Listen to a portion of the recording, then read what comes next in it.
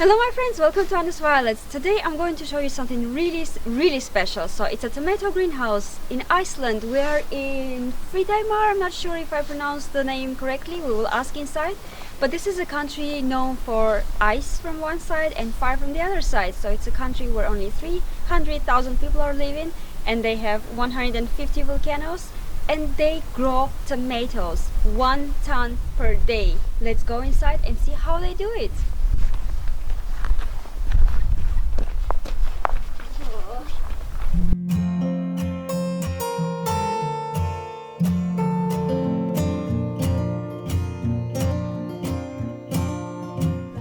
Fridheimar, that's the family company, family business, and it has these owners. They bought this place 25 years ago. We actually have 25th anniversary this year. Oh, congratulations! Knut and Helena, they were actually a very young couple when they left Reykjavik. They didn't really want to live in the city. She graduated the horticulture school which we have here in Fridheimar, and Knut has graduated some school in the north, and he is the professional horse breeder. Yeah. Let's put it that way. Yeah, we saw the horses also. So that's why the idea of having tomatoes and the horses to combine it, yeah. And then they have 5 kids together, so it's like family business. So all the kids are working here and helping out to build up the business. But first, when they got it, this was a Badon farm, and it was definitely not in the stage as you look Yeah, at for it. sure. Yeah, I've Right. seen some old photos No. on the internet. Yeah, so they moved in here and they start first from growing. They are growing tomatoes mostly. Then they are starting with the horses. And so once they started with the horses, we have we have people coming to Iceland, and Icelandic horses, they are so nice, so fluffy, And not hairy. so big, and so cute. So people wants to see the stables. So they decided to open the stables for visitors. But then all these visitors which are coming, they're asking, "Oh, what's down there? A greenhouse. Oh, okay. Can I have a look? What do you want to see in the greenhouse?" But then that came an idea to have like a little side business to the business of having like tourist center inside of the greenhouse where everyone could see how is it possible to grow tomatoes in Iceland. Yeah. Because that's not so obvious in Of course, Iceland. yes. When it's like It's dark obvious in New and York, cold. it's obvious in Italy and so on, but it's not so obvious in Iceland. Yes. So then they decided to open this little thing with little food experience also, made of course of our tomatoes. But then this business starts to grow really rapidly, and now this business is 3 times bigger than the main growing business. So it came as an avalanche, and that's super nice to see how many people is interested in that. We are what we eat, so it's so good to see how your food was grown, and then it also tastes much better. For sure. And I know that you produce like 1 ton of tomato per day, almost, even more. Yes. We are the size of 5,000 square meters, and we are producing 1 ton of tomatoes. It's really interesting. How is it even possible in a country which has like 7 hours daylight? Yeah, not that much sun. In the winter time we go down to about 4 hours, but in the summertime then we have 24 hours of the light. But how is it possible? What do you think? How is it? I have read a little bit. A little bit researched it. Maybe Deeper. Yes, sure. Yes, so according to my research, what I was able to find out, you have hot water, so from the ground, and you use this energy, so to say, to use for heat, for electricity, and even for watering. Well, the hot water, yes. We have our own hot spring, which is up on the hill. If you're interested, you can just walk up there. It's a lovely weather today. It's about 200 meters away from here. I will give you the directions how to get there if you want. And then this water which comes from the hot spring, it's about 95 Celsius degrees when it enters the house. It's almost boiling water. And then it comes in the white pipes under the plants and around us, and that's our heating system. Yeah. Okay. And that heating system helps us to keep the right temperature, no matter of the temperature outside. So which we can have be always, minus. yeah. I It's know. especially, it's really like visible, and you can really feel it, especially in the winter time. We always have about 23 to 25 Celsius degrees inside of the house. Yeah. And then in Iceland, we are using only the green energy. So all the energy comes from renewable sources. And two main renewable sources is cold water or hot water. So it either comes from hydropower plants, where the water is spinning, the turbines producing energy, or the geothermal, where the steam from the hot water, which is under the pressure, does the same thing. So this energy is really needed for us, because to be able to grow all year round, we need to provide some light. As you mentioned, we have this really short days. So we are using these lamps. They are on for about 17 hours a day. In the winter time, a bit shorter in the summertime. That depends how sunny summer. Are they special lights? Those are the high pressure sodium lamps. They are good for growing. They have the red spectrum of the light, which helps plants to produce the photosynthesize. Yes, and also produce the flowers and the fruits. But technically, those are pretty much the same lamps as the street lamps. Oh, really? We were first used as the street lamp. So I have the shelves with African violets that I was growing. I had a collection. Now it's a little bit less, but still I was using lamps that are actually meant for aquariums. Yeah, because they're the same. Yeah, kind of. It's all about the light spectrum. Yeah. So here we are using pretty much the same amount of light as a town or a village of 3,000 people lives in. Every every day of the year. So that's why it's so important for us. It's renewable energy that we are using the green energy in Iceland. I wanted to ask. I see that they are growing in really like tiny space of soil. Yes. How is it possible that they grow so big in this tiny? Is it due to fertilizers? Yes. Is it due to Yes. Because here we are giving them all they need with the water. It comes with the water in the watering system. So then they don't really need to grow the roots to look for the nutrients. If they get everything on spot, this is enough to support about 6 to 8 plants. Yeah, and actually one of my questions was how it's possible to water all this, but now I see that the water comes directly to them. Yes. And this is a sort of hydroponic also, because hydroponic in the very basic. Matthew was asking that, maybe it's hydroponic, and I'm like, no, there should be soil. But the very basic hydroponic means, definition is that the plants are getting nutrients from the water. And then in hydroponic you can either grow them in the water, you can either use the medium for growing, like we are using the soil. This is a turf, turf mixed with moss from Finland. So it's fully ecological. And of course you can compost it. Yeah.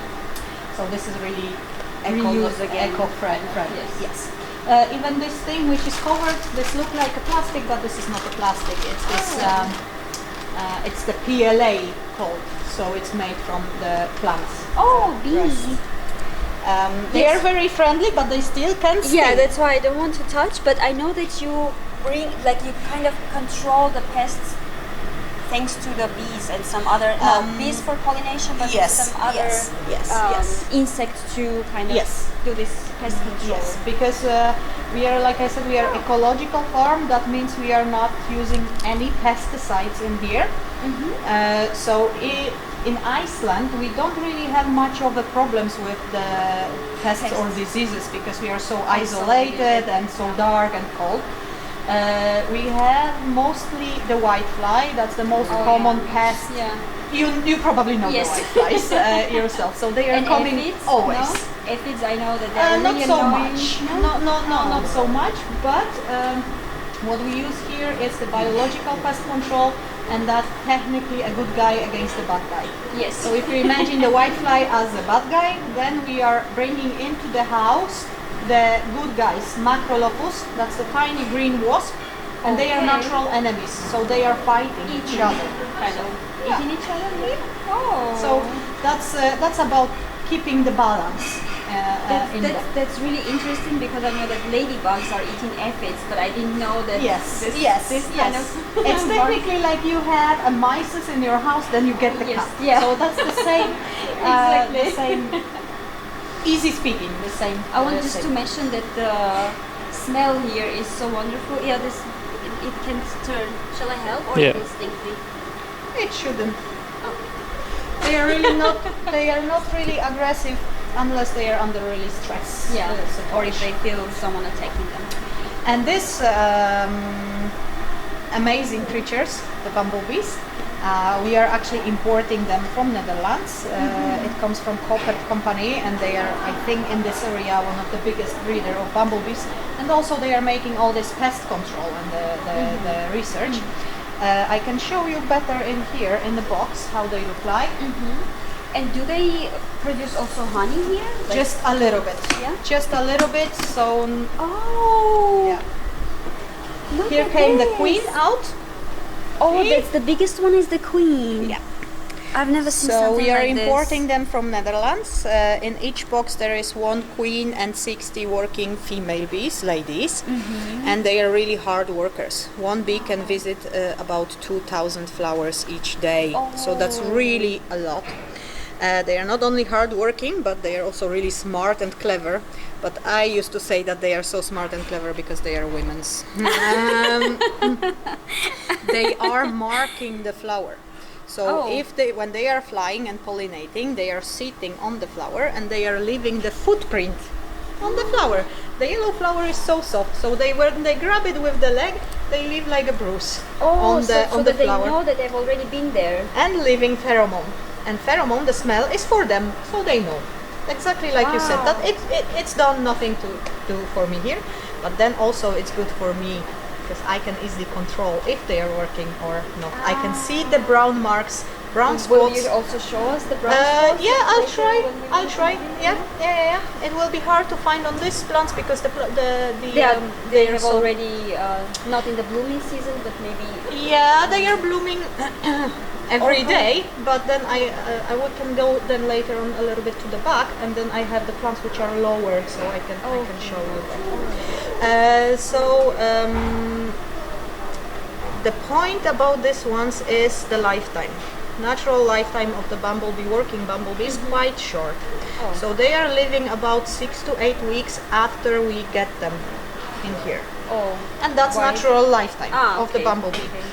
Queen lives for a year, and the working bees are living from the egg to the dying point. It's about 22 weeks, not long. Okay. Oh, that's sad. 22 or 20, let's say. But here there are no male bees. Not yet. Not yet. Okay. Not yet. Because the second generation, which would come out because the queen is there and she's laying the eggs inside, and the second generation of the bumblebee, which comes out from the eggs, that would be the males. And I'm sorry to say so, but males doesn't like to work. At least the bees. Yeah. Funny. No, I mean, the thing is that they have completely different purpose of life. The females, they are going, getting food, coming back, feeding the hive. But the males, they are coming out usually in the autumn, and then they need to find the queen, have fun, and then die. That's about the bumblebee natural life cycle. Yeah. They are That's quite really different cool. than the honeybee. Yeah, different missions in life. Exactly. But they are the most effective known pollinators for this kind of flowers. And they really like this. And how do you open the box and let them fly when you want, or they are flying? Coming back, flying? We just open the box whenever they come into the house. We open the box and let them free, and they are always coming back to their own box. They're just going out, finding their way to the flowers, and then getting back the same way with the pollen. So that's really cool. that's how it is. and it's really making our life But now they easier. are closed here, right? Now they can't go out. You need to kind of let them go. But if you look over there, see, there are more boxes, and they have these two holes Oh, open. yeah, there, like, yeah. like here, these Yeah, ones yeah. are closed, and these two holes are open, and then we can just. We don't have to do anything about them. They are flying in and out, in and Yeah, out. they and know are just where doing their home is. They are doing their job. So we have about 600 of them working for us right now. In That's our really houses. awesome. And when you harvest, do you go through the rows like every day and see which ones are? Yes, we are picking like this tomato plants. We are picking 3 times per week, and we pick them red. We just pick them ready. Because we are not exporting, because we are growing for the local market, only for Iceland, we don't have to transport them. So what we pick here at 7 o'clock in the morning, around 9 o'clock, 9:30, the truck is coming, taking it back to Reykjavik, and then you can get them in the supermarket the same day afternoon the same day, or the morning after. So they are super fresh, and for us what matters is that the tomatoes are ready, they are ready to pick. With this is less of the problem to find out which are ready or not, but we are also growing these cherry tomatoes. So when I have a new people to train, to work, I'm always telling them eat them. Eat them. So then when you it's just ready. yeah, exactly. You just have to combine the taste with the color, and then you know. If you're not sure, eat them. Exactly. So then we know that they are ready. Actually, my mom was growing cherry tomatoes on our balcony until November, and in Armenia, in November it's already like just +5 Celsius. But until then, we still had tomatoes, but it was just in a bigger pot, just a couple of them. But so, is it possible to grow something like this also at home, like in a kitchen, let's say, or? I mean, the thing is that you have so many different types of tomatoes and so many different seeds you can buy. You can, let's say, these tomatoes which you are growing in Romania outside, I don't think they would be fitting into Icelandic conditions. The different conditions, yes, exactly. But there is so many different types of tomatoes and so many different seeds and so many companies which are making the seeds that you definitely can pick something for yourself. And I've even seen that they are able to grow tomatoes in Siberia, for instance. Oh, okay. There is such a. And do you produce kind of your own seeds, or you buy? No, we are every buying the season? seeds. No, we are buying the seeds because what we are using here is the hybrid seeds. So this which is already in this fruits tomatoes, we don't know what would grow out from this seed. Ah, okay. So, and it's actually safer because the seed companies, they have really quality police of quality checking the seeds, having them resistant to some viruses and diseases and so on. So it's much safer for us to be buying the seeds, and then we have this warranty that we will get from 100 seeds we will get 95 plants which will germinate like they should. So this is about economy. Yeah, that's also not taking the risks, kind of. Yes, better to be safe than sorry. And I've seen that the greenhouse is actually huge. There were a couple of others, Yeah, Is it's it more all in the together? back. Yes. Yeah, it's more in the And do you have, because now I see they're more or less the same size, the same Yes. stage of growing, so to say. But do you have also a greenhouse when they are just seedlings to rotate? Just behind them, right behind you. Oh, Now this actually plant which you will see over there, they just have been grafted, and then now they will need about 4 more weeks in this room over there, and then we will place them into this house.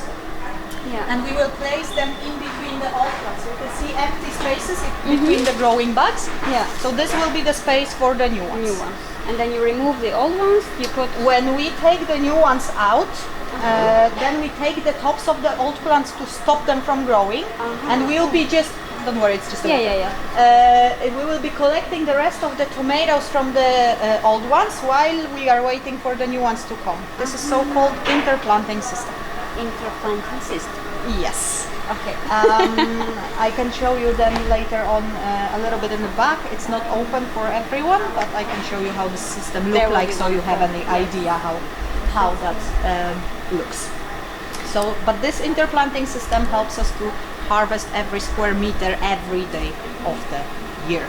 So this is done, the new one comes Yes, up then with you the, have already the a red generation, one. so to Yeah, say, yeah, coming. yeah. So that's also important for us, that we can provide market the fresh tomatoes every day of the year, no matter. And these rocks that you have here, do you kind of do yourself? Yeah, all the twisting and Twisting, yes. or the plant grows by itself if you just No. provide the row? Plant is growing about 25-30 centimeters each week, and every week we have to go around and twist them around the row. We will see twisting people. Yeah. Okay. I calculated some time ago that we are twisting almost 5 kilometers of the plants per week, so that's quite a lot. The other jobs which we have to do with our plants is that we have to remove the leaves of them, because plants, to be in the best balance, they need about 18 leaves, from counting from the first open flower down to the bottom. Because every week they are coming up with 3 new leaves and 1 new flowering truss. So then, to keep the balance, we are taking the Oh, oldest. that's interesting. And leaf is just, let's say, this All whole this thing thing. is just one leaf. This. Yeah. Yes. All this thing. This is the just leaf. one leaf. Yeah, this is the one leaf. I wish I could show how it smells on the Well, camera. Maybe like- someday. Yeah, maybe. Maybe with these someday. technologies, yeah. So every week they had also 1 new flowering truss on the top, and then they should give us 1 new red tomato on the bottom. It takes about 7 to 8 weeks from the flower to the red tomato ready to pick. Wow. So these ones, they have maybe what, 3-4 weeks then? You count from the top, so Okay. 1, 2, 3, 4, 5, 6. This should be ready next week. This we started already to pick, and this should be ready next week. So you already can approximately know how much you will have for tomorrow, Yes. for the next week. Yes. Oh, that's amazing. Yes. Of course, it has a lot to do with the climate in general, how warm it is, how much Yeah. light we get, and so on. But yeah. So the total lifetime of this plant is about 9 months, from the seed to the day when we throw them away. Then they need about 3 months before they get ready fruits, and then 6 months of harvesting approximately, and then they are growing up to 9 meters long. Oh, okay. So from the beginning to the end of the plant is about 9 And this meters is long. also the part where you already harvested. Yes. So you bring them down and Yes. they grow. You bring them down, Yes. they grow. Wow. And that's all handwork. Yes. There is no machines. But like, how many people do you have working here in this whole area? I mean, with the plants, we have 14,000 plants approximately now, and we have 12 people working. 14,000 plants and 12 people. Yeah, and we do everything: picking, packing, twisting, taking leaves. Of course, a lot of hygiene, because we need to be very careful about the hygiene. Yeah. Yeah, it's about 12 people. I'm speechless. I mean, 12 people, like, and it this looks huge very, greenhouse. it looks complicated at the beginning, but it's fun work. Because it's also so like pretty and nice and clean, and everything is like in order. You don't see any extra thing that it's could be better. Like, Yeah, it's like I mean, professional. I guess I see it more. Yeah, maybe. Okay. I mean, we can also go and see a little bit in the back, and then we can go there where not everyone can go. Thank you. Yeah, this is secret area. Yeah, so here we are growing the cherry tomatoes. Oh, yes. So these ones are piccolo tomatoes. The really good, tasty, sweet tomatoes. Girls are packing down there, so we can go and have a taste of them if you like. And by the way, about the taste, I've heard something. I'm not sure that if you touch them, I think it's about cucumbers also. If you touch them before they are ready, so to say, they may not have this sweet taste. Is it true? No, not really. I'm not sure about cucumbers. We used to grow cucumbers some years ago, but I never noticed. So it's safe to touch them when they are green. Yes. Like Oh, the flowers. Yellow. Yeah, those ones are the flowers. I guess our flowers were white, not yellow. Or maybe it's again with And the I don't know variety. how much you can see, but you can see the brown spots on the flower here. Yeah. That's the footprint of the bee. Can you micro maybe? I don't know if you can see it.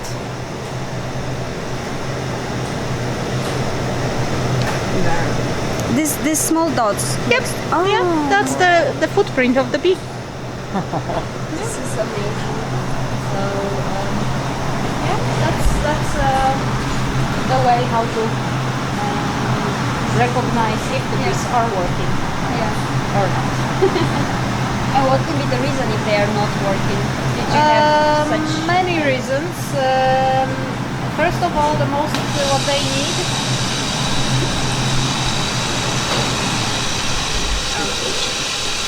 The most what they need is the UV light from the sun. So if we don't have enough of UV, then they can't navigate. They don't know where they are. So they can't see. Then they are completely blind. So that's one of the reasons.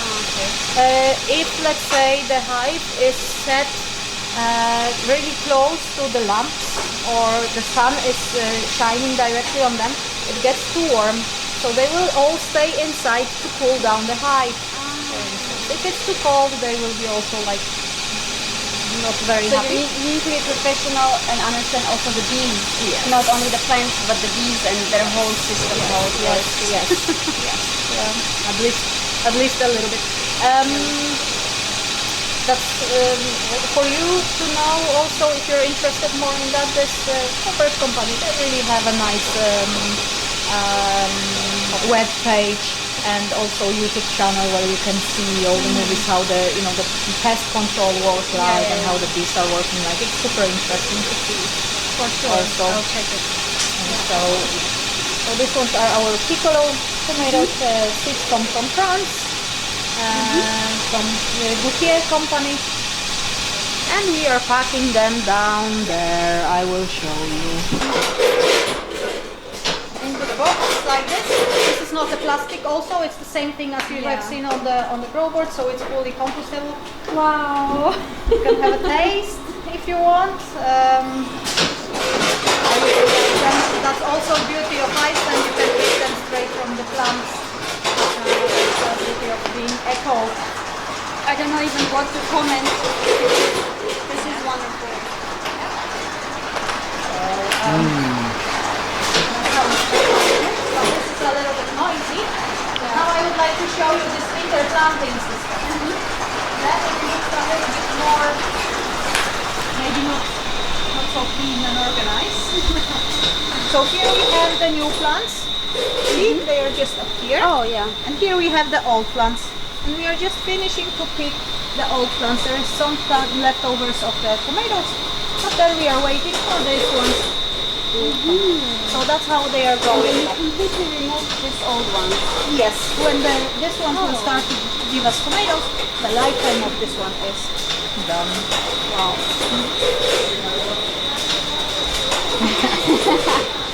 Yeah. That's how it looks. And this is the same piccolo tomatoes as you are just eating right now. And you compose this old. Yes, we have the special place Wow. for all the growers in the neighborhood. Because we have quite some of the growers. Thanks to this hot water in the area, we have quite much of growers. And everybody loves tomato soup. Come on. And you have tomato beer. Yes, we have tomato beer. This is something really like to unique. taste? Yes, for sure. Okay, let's go. Let's go. Take like One red tomato beer and one green tomato beer. I've never tasted anything like this in my life, so this will be the first experience of such a unique beer. right. So this one is made of green tomatoes. Green means it's a variety or it's No, this ones are they're not ripe. ready. Green Ah, tomatoes. okay. Green ones. And this is the red tomatoes. Wow. Try. Matthew is taping and Yeah. drinking. So yeah. Good. Cheers. Oh, cheers. This one is so nice. So this one was red tomato. Red tomato beer. And the color, it's interesting that from red, it's like the color is lighter. And That was actually surprising to me too. To Yeah. find out Try that's this too. opposite. wow. Which one do you like? Both. Both. Amazing. Thank you so So much. everything is based on tomato beer, tomato coffee, tomato tea. Tomato coffee. Yeah, we have the What? the coffee drinks made with let's say tomato syrup, which is made in our kitchen, and everything is just based on tomato. Bloody Mary, Healthy Mary, Happy Mary, Virgin Mary, all these tomato beers and yeah, everything. This is my coffee latte with tomatoes. Mmm. Twisting tomatoes.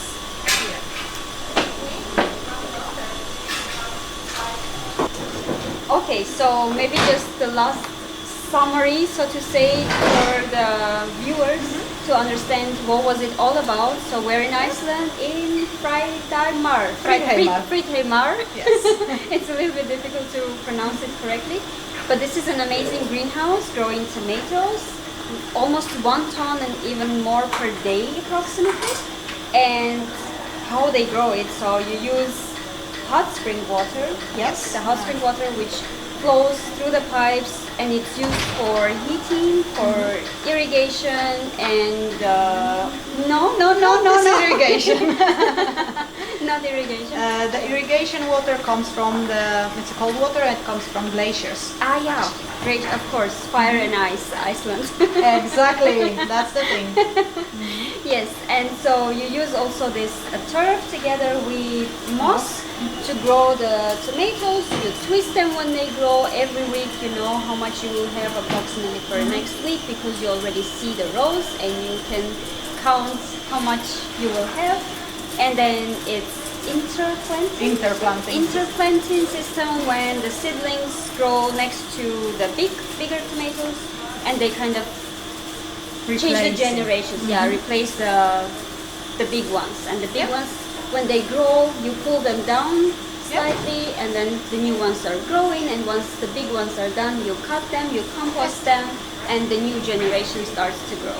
Yes. And you use special lamps, which are actually street lamps. Yeah, the Can- high pressure sodium lamps. Yeah. And so you use the bees, of course. Here are the bees For pollination. for pollination, and yeah, we've seen in the video there will be also the taping of the bees, and also you use some different insects who do your pest control for you. A smart system, everything bio, everything eco, and this is just amazing. And we just tried tomato beer and tomato coffee. I'm fan of coffee. Yeah. That's why for me it was like, wow, tomato coffee. So it's a place where everyone can find anything. If you're interested in horses, in nature, in growing tomatoes, or you can just have a tasty food made from the vegetables, from the tomatoes, everything grown here, the herbs and everything, and you can just spend a wonderful time in this warm greenhouse. Yeah? Everything was correct. I learned it. Okay, that's cool. Thank you so much to the owners, to Helena and I can pronounce the name Knútur.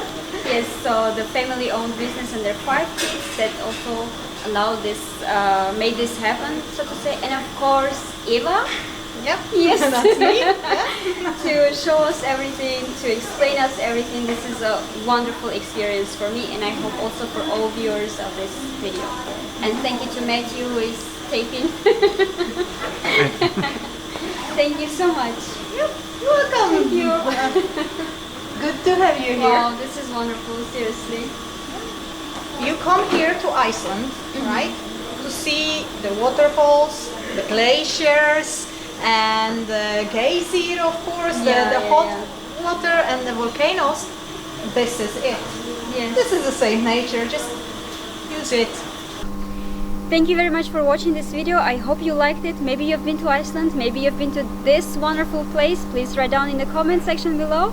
And I'm so much thankful to Eva to explaining and showing everything, and of course to the amazing family, Helena and her husband and their 5 kids, who are taking care of all of this. Of course, everyone here was just so friendly, smiling and showing everything around, even advising giving us some nice tips about showing the aurora lights. Yeah, stay patient about plants. See you next time. It's freezing, sorry.